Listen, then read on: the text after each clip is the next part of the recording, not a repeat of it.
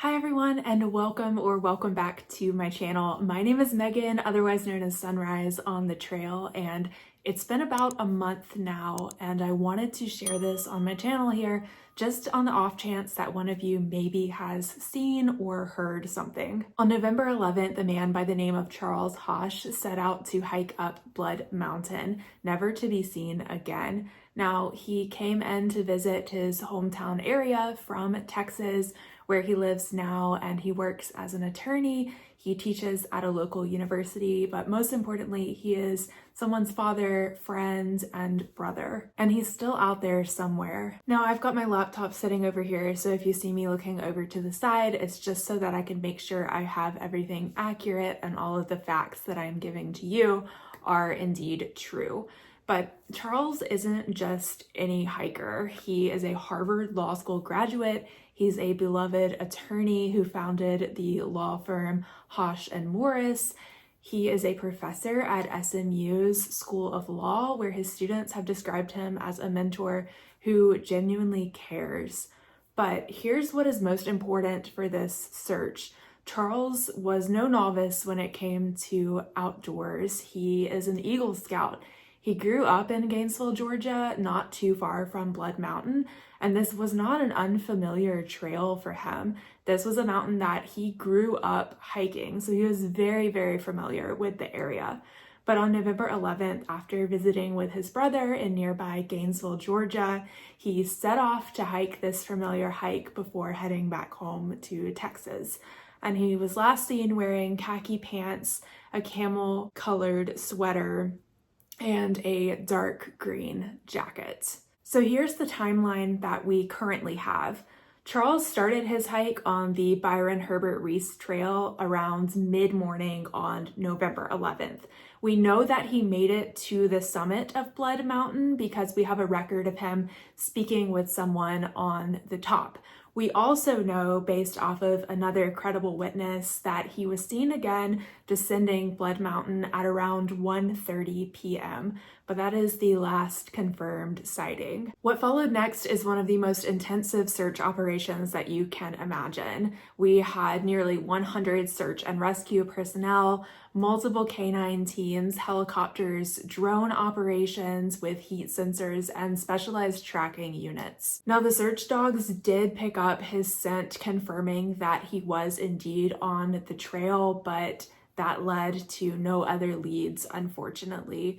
And despite almost 2 weeks of around-the-clock efforts, there were really no other leads that were found.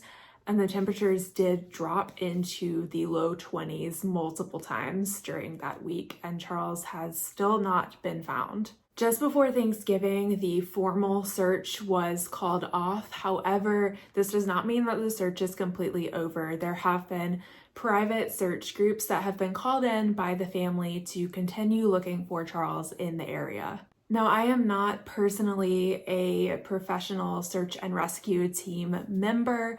I do have my wilderness first aid certification. However, I've also hiked Blood Mountain several times, and I wanted to share my experience a little bit on this mountain. So Blood Mountain is a place before I go and do a day hike, and even before I got to it as I was doing my Appalachian Trail through hike attempt this past year, I make sure I have it downloaded on an app like All Trails, because there are some very open, exposed areas where it can be easy to lose the trail or even get turned around.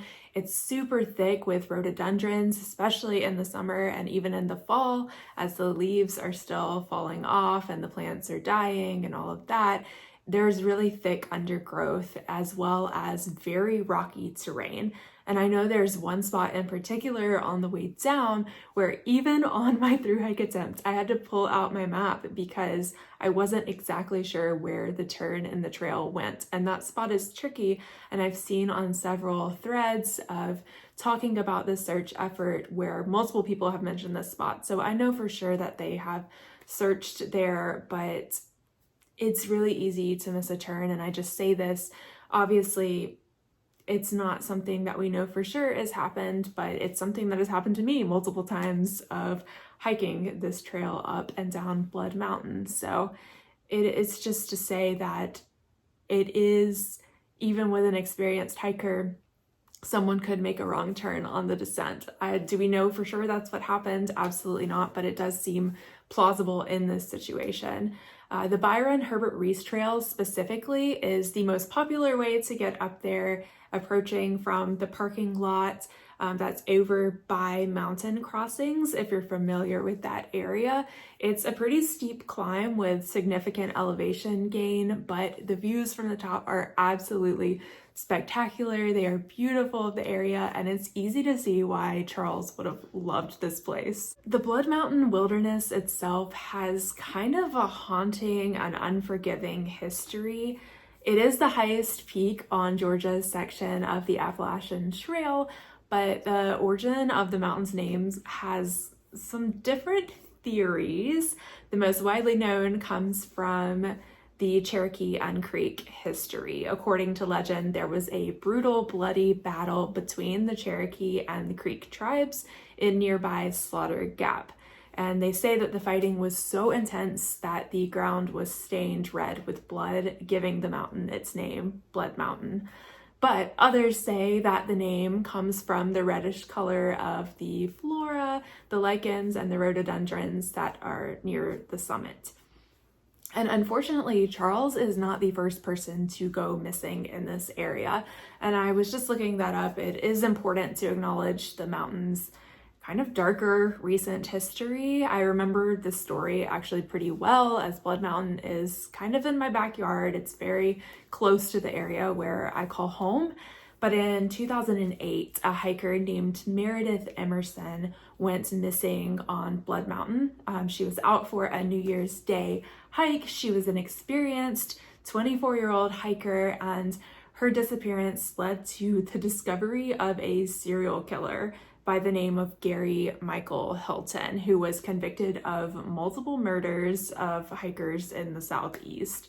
And if you want to know more about this, if you're like a true crime junkie, this case was featured on an ABC documentary series, and I'm sure it's been on several podcasts as well. And I mention this not to spark fear, but just to emphasize that this mountain, while it is incredibly beautiful, it can also be dangerous, and to offer up just the possibility that Charles being lost in the wilderness might not be the only answer here. And while I hope for an amazing outcome for the family, what I hope for even more is answers for the family. Right now, I cannot even imagine what they are going through, family and friends included, and my thoughts and prayers are with them, and I hope that there is some kind of resolution and solution that can be found in this. But now we get to kind of the most important part, how you can help bring Charles home. First of all, if you are on Blood Mountain on November 11th, or even since then, check your photos, check your videos.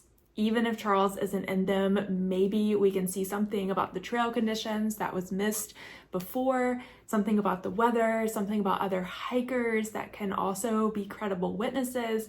All of this helps to narrow down just the timeline and the search area.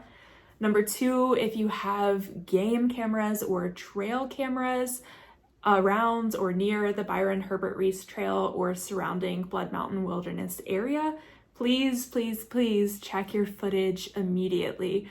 Your trail camera could contain the critical clue that will help bring Charles home. And number three, share this information. Share Charles's photo, share his story. Someone might remember seeing him without even realizing that that was who they saw. And we need to reach as many people as possible. So if you have any information about Charles's whereabouts, you can contact Union County Emergency Operations Center at the number 706-439-6091, or call 911 if you're in Union County.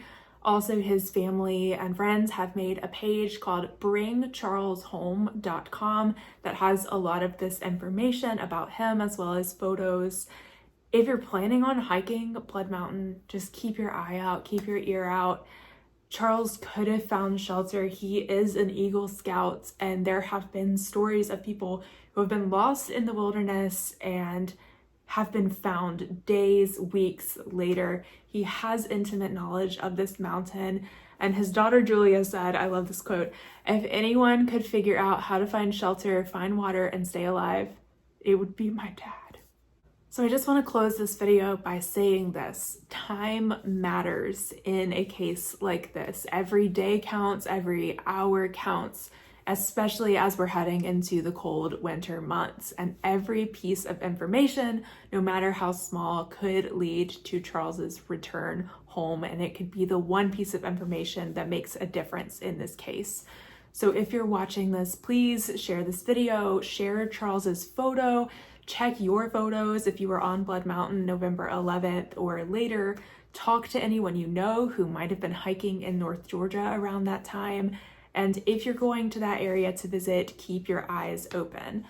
At the end of the day, Charles Hosch deserves to come home to his family, and somewhere out there, you might have the information that can bring him home. Again, thank you so much for watching this video, and thank you for caring. Please do anything you can to get the word out there. Let's keep on spreading the word about Charles, and let's bring Charles home.